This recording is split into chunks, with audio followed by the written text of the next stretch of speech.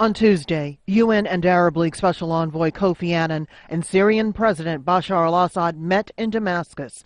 Afterwards, Annan said he delivered this message.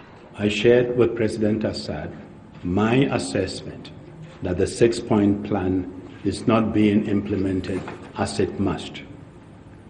We are at a tipping point.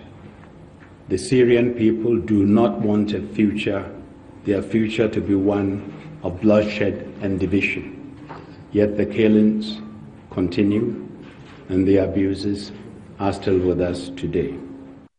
However, state television said Assad told Annan that, quote, the success of the plan depends on ending terrorist actions and stopping those who support them, and ending the smuggling of arms.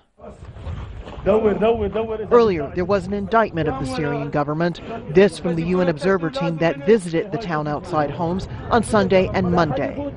What is clear is government forces were involved. They were shelling using tanks and artillery, and appears to be Shabiha militia entering the houses and slaughtering people in what is really an abominable crime. The UN's chief of peacekeeping operations agreed with the findings, but said there's little the observers can do except continue their work. Wherever they go, and often at great risk to themselves, that they are being shot at regularly, again this morning, deliberately, and that is totally unacceptable, totally unacceptable. Allahu Akbar. Indeed, the observers are working in dangerous conditions.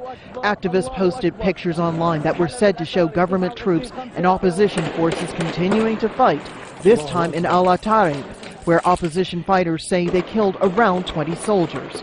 According to activists, the Syrian army responded with repeated mortar attacks. Let's go! Let's go. The fighting not deterred when the observers come onto the scene. Rosalind Jordan, Al Jazeera. This was concerted and coordinated action across Europe. The French made one of the first announcements. The Syrian ambassador in Paris, Ašukar, will be gone within the week. The new French president called the Hula killings murderous folly. We have agreed, a certain number of us, to put pressure on Syria, and among the decisions that we've taken is the expulsion of the Syrian ambassador in France. Hollande later said that eventual armed intervention could not be ruled out, so long as it complied with international law and the UN. Military intervention is not excluded, provided it's carried out under the auspices of international law, namely via a UN Security Council resolution. The United States expelled the Syrian chargé d'affaires, issuing this statement: "We hold the Syrian government responsible for this slaughter of innocent lives.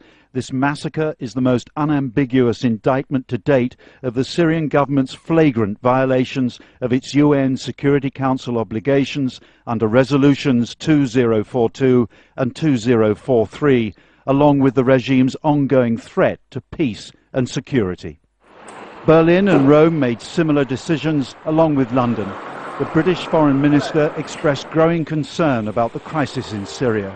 Today we have again called the Syrian chargé in London here to the Foreign Office.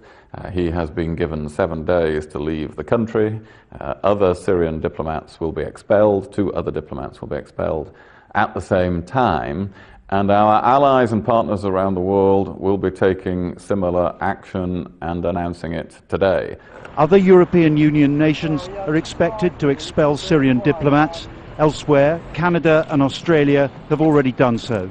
The pressure on Damascus is growing daily, but progress towards ending the fighting is still proving elusive despite all the diplomatic moves.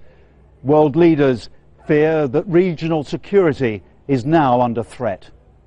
The French will host another meeting of the Friends of Syria group in Paris next month, but the Russians are still resisting efforts here and at the UN. President Hollande is due to meet President Putin in Paris on Friday.